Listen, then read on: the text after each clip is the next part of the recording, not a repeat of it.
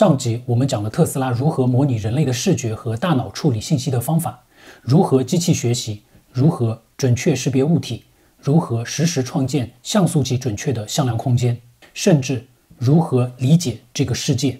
强烈推荐还没有看过的同学先看这部分内容。很多同学都私信我说不敢相信自己居然看懂了，更多的同学已经开始用来装逼了。我呢也说不慌不慌，下集更精彩，会让你捶胸顿足哑口无言的，希望大家能看到最后。那今天就是你们敲碗已久的特斯拉人工智能的下集，特斯拉如何赋予冷冰冰的机器以思维。 Enjoy。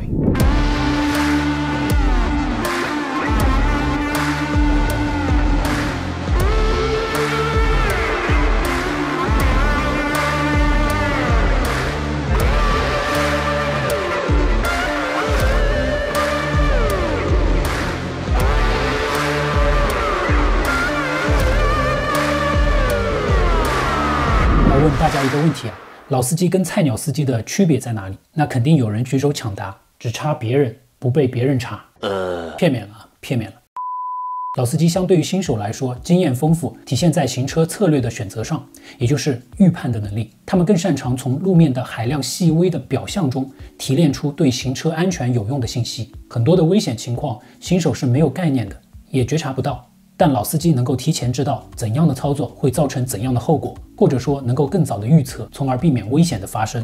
这一点对应到机器上就是 planning 计划，或者说是决策规划。这里的算法非常多，也非常复杂。放心，我不会给你详细解释什么是强化学习，什么是蒙特卡洛数搜索，因为还没有等我讲完，估计大家都已经睡着了。我还是用最简单的语言跟大家说到这部分内容。我们先插播解释一下什么是好，什么是不好。这就是特斯拉设计自动驾驶车辆的核心目标：安全、舒适、效率。安全是自动驾驶的基础，而效率则是自动驾驶的发展动力。自动驾驶的出现本质是为了提高效率和安全，而舒适对于用户体验非常重要。这也是为什么乘用车要比物流配送车难的一点，需要考虑到乘客的体验。特斯拉把这几点细化到指标，然后对可能遇到的情况和行车的策略进行评估，取一个接近最佳的行车策略进行实施。那当机器做决策的时候，最原始的算法就是计算每一步的各种可能。比如在一个停车场，蓝色的车要停到绿色的车位上，机器最原始的做法就是会这样启发式的运算，最终使用了接近40万个尝试才把车停到车位上。这种方法非常的低效，而且非常容易卡在局部最优解，所谓的 local minima。 比这种方法更先进一些的算法呢，就是提供路径的规划，让它根据路径进行搜索，但这也仍然需要22000次的搜索尝试才能找到车位。那特斯拉是怎么做的呢？这就是采用了蒙特卡洛数搜索 MCTS， 并在神经网络的 policy 加 value 学习引导下的计算，只需要288个节点，非常高效。这就是把所有场景投射到向量空间，神经网络直接就在向量空间内训练。你只需给定机器一个评分，即以最快最高效的方式停到车位上，神经网络在训练的时候就会尽可能的获得最高的分数来解决这个问题。此外，这个训练甚至会引用现实中的人类驾驶员在真实世界遇到问题时是如何解决问题的，来帮助机器获得高分解决方案。这就相当于大家在玩游戏的时候卡在一个地方过不去了，这个时候输入一串作弊代码，帮你把地图全开了，可以清楚的看到游戏中的地图的所有的细节，而且是3维的呈现。你可以看到遇到问题的全貌，而不是局部的信息。这就是特斯拉计划决策系统的工作步骤。首先，在得到向量空间的信息后，先做一个初步的搜索，得到一些潜在可以解决问题的选项。因为在现实中，很多情况是没有最优解的，我们只要对这些候选的计划进行评估，符合安全、舒适、高效的最终目的，获得一个 smooth trajectory 平滑的行车轨迹。我们来看这个例子。现在我们的车在右边的车道，我们要在前方路口左转，中间还隔了一根车道，这就有很多种的选择。我们可以变道插入左侧车流，然后再变道左转。这样的操作有可能错过左转变道，我们也可以加速超过左侧车道的车，但这样有可能会发生碰撞。大家有没有发现这里的算法有点像下围棋？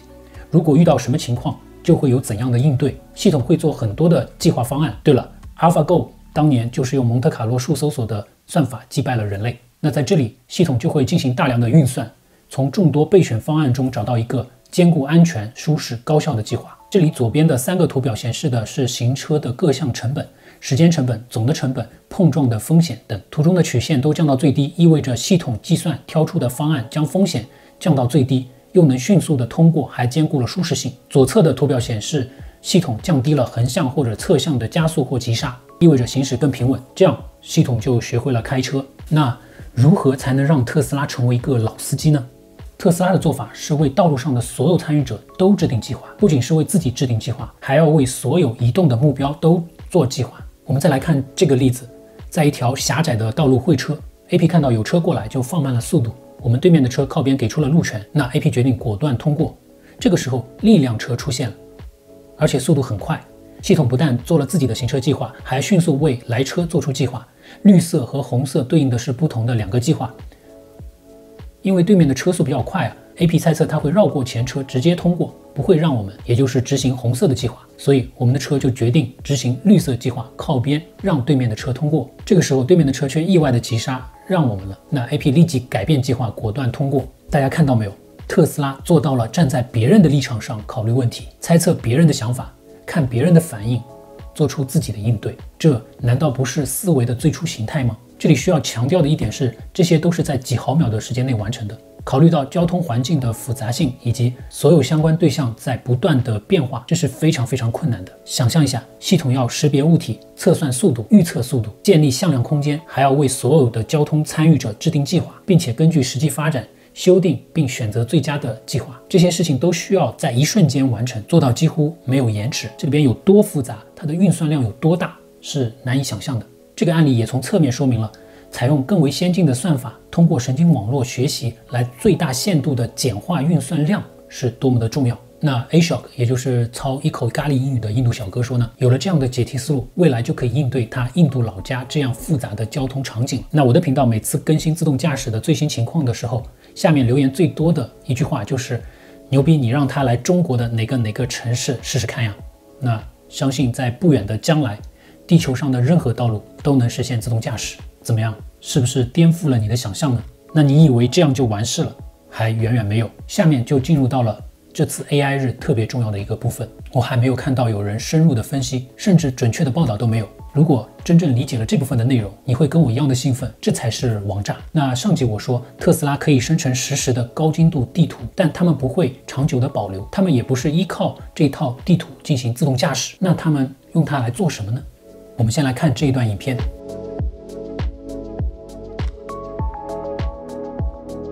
你们知道这段影片是从何而来吗？这是特斯拉运用虚拟仿真技术渲染出来的。没错，这不是一个真实的世界。我们看一下不同的角度，可以说是非常的逼真。大家仔细看细节地面并不只是平的沥青，而是有很多的裂纹和修补，很多的细节，车辆的速度、加速都非常的真实，无限接近现实世界中的情况。这种真实不单单指的是视觉的模拟，更精细到了车辆行人的行为和移动的方式。他们遇到障碍会平滑的降速或者绕行，和现实中是非常相似的。我们回看一下，仔细观察每一处细节，甚至每一个镜头的运动、路面的颠簸和车体的震动对镜头的影响，以及光线，甚至是驾驶员的表情都跟真的一样。上集我介绍了特斯拉是如何模仿人类来感知这个世界的，而这里就是特斯拉如何通过感知到的海量数据创造出一个极度接近真实的虚拟世界。我们来看特斯拉为这段影像配的标题 Simulation is a video game with autopilot as the player。 Simulation 就是仿真、模拟、虚拟的意思，意思就是 Simulation 是一个虚拟现实的游戏，谁来玩呢？ AP 特斯拉的自动驾驶。特斯拉为电脑创造的一个视频游戏，让电脑在虚拟的环境中闯关训练。特斯拉将平面图片转化为向量空间，运用各种各样的 NN 去抓取海量的路面信息，在现实空间内获得了巨大的数据和素材，用这些素材进行仿真模拟，优势巨大。那为什么要创造虚拟的仿真环境呢？首先是跟机器学习有关。我们说过，机器学习的过程是一开始会很慢，随后是一个加速的过程。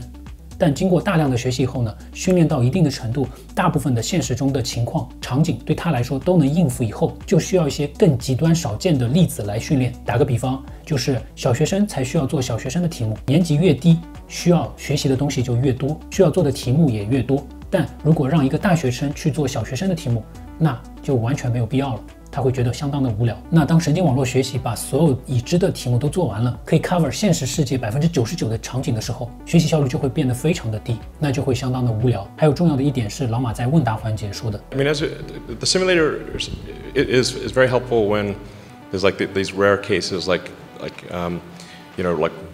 collision avoidance right before an accident. And then, ironically, the better our cars become at avoiding accidents, the fewer accidents there are, so then our training set is small, so then we have to make them crash in the simulation.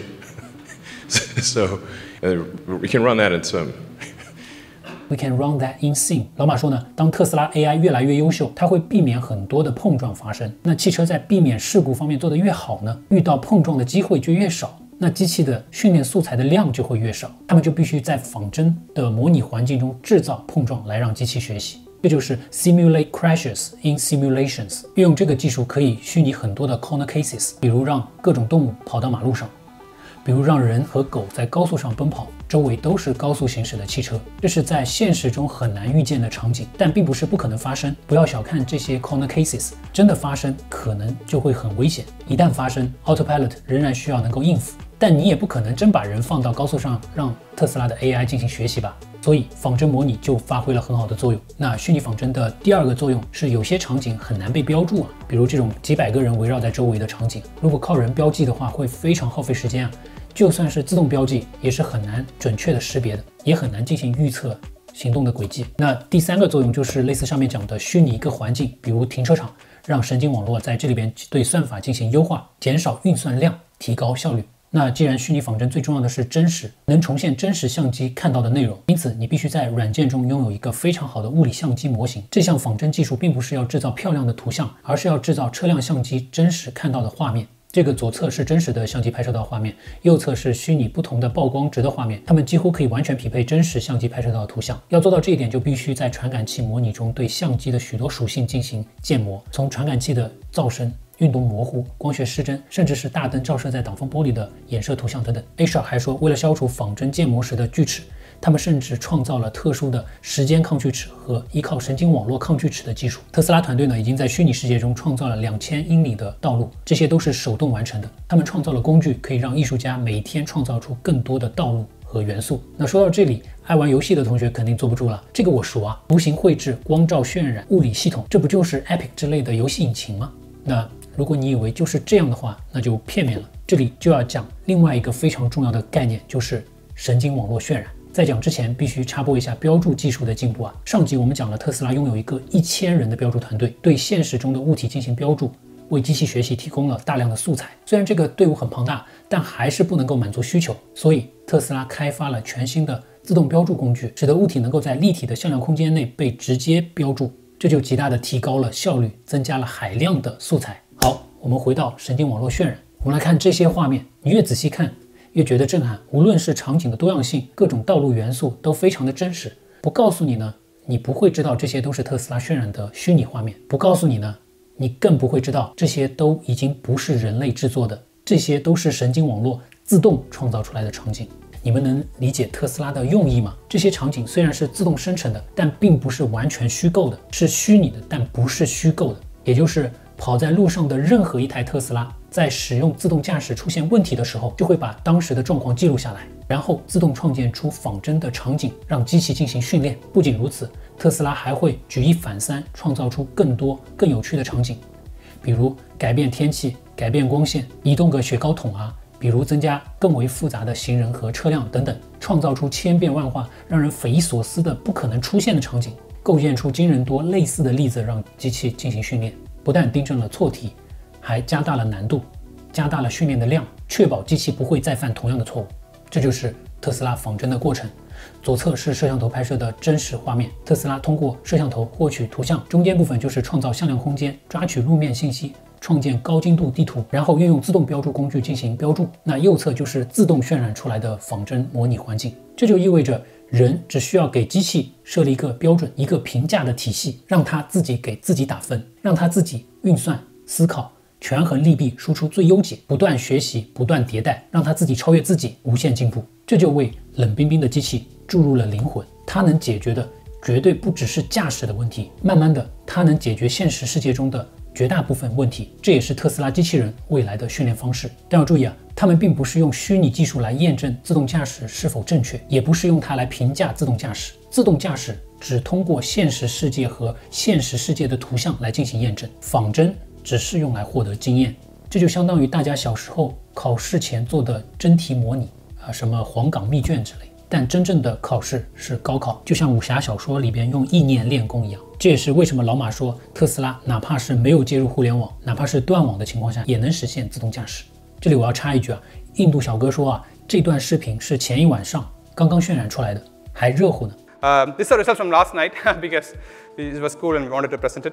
Yeah, I'm very excited for what Sim can achieve. 从言语中难以掩饰他激动的小心情啊，这意味着这是 AI 日的前一天的最新成果，也就是说特斯拉拿出了最前沿的他们正在进行的研究，毫不藏着掖着。试问这个世界上有哪个公司有这样的自信？他们为什么不用保密呢？那说句题外话，再问大家一个问题，目前互联网最火热的一个概念是什么？对了，元宇宙。那搞元宇宙的几家公司里边谁最强呢？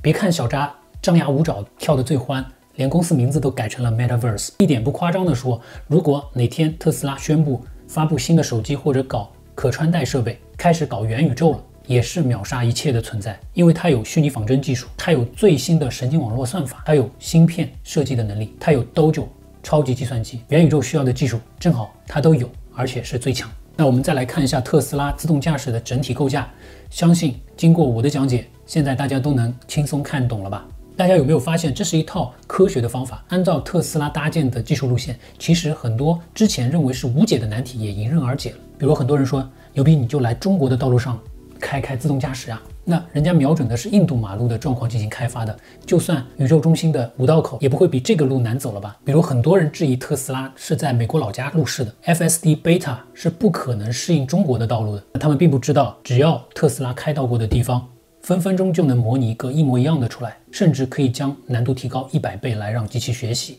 那还有说特斯拉是间谍车的，人家现在的服务器已经放在了中国，特斯拉的数据是用于神经网络训练的，不会长时间的保存，而且它的算法是从抽象表征泛化到新场景，这种前表征为强化学习模块提供输入，加强规划和预测，最终学习自动驾驶的策略。也就是说，它关注的不是道路的本身，而是驾驶的策略。经常有杠精说啊，哪怕自动驾驶99.99%安全，但只要有一点不安全，就不能让它上路。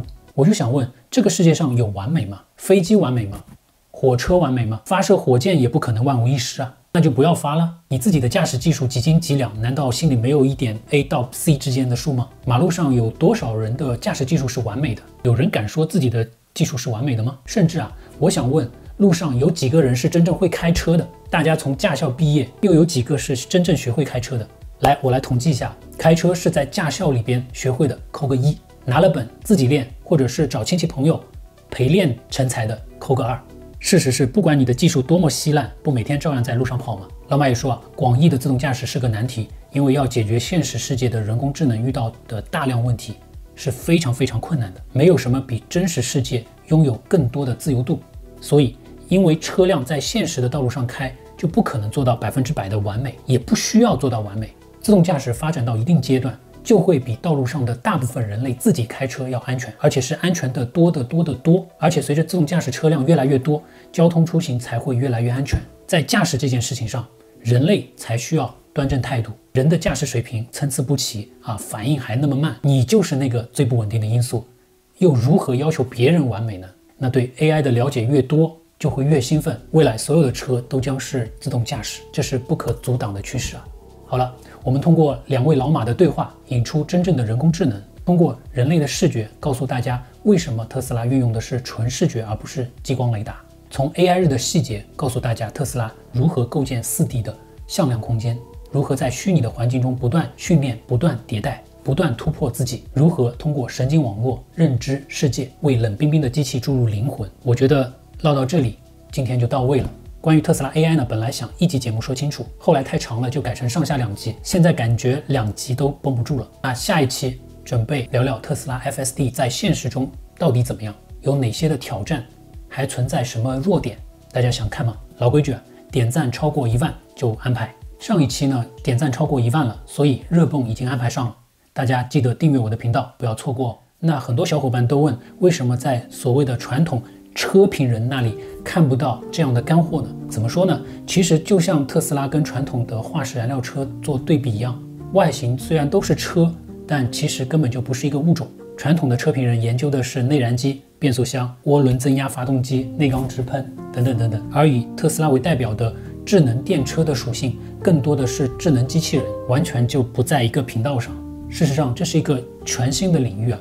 真正的大神是马斯克，是像 Andrej Karpathy、Ashok 这样的不断精进算法、化腐朽为神奇的工程师啊！希望我的讲解能让大家意识到 AI 的重要性，让更多的人去研究 AI， 因为 AI 是人才的竞争。